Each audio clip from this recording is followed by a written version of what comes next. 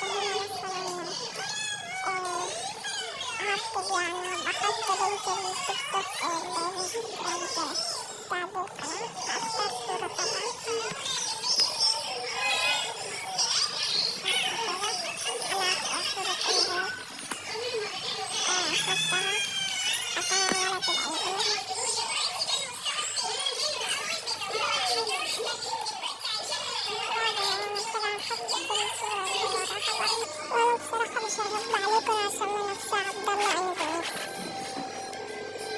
بس هسميها انجليزي عشان منفعش انا بالعربي.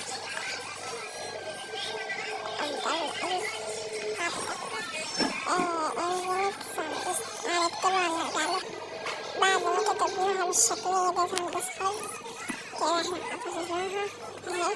هنكتب بقى الاسم المعروف. تعالى هنكتبها بعد ما كتبناها بالشكل ده ونكتب لها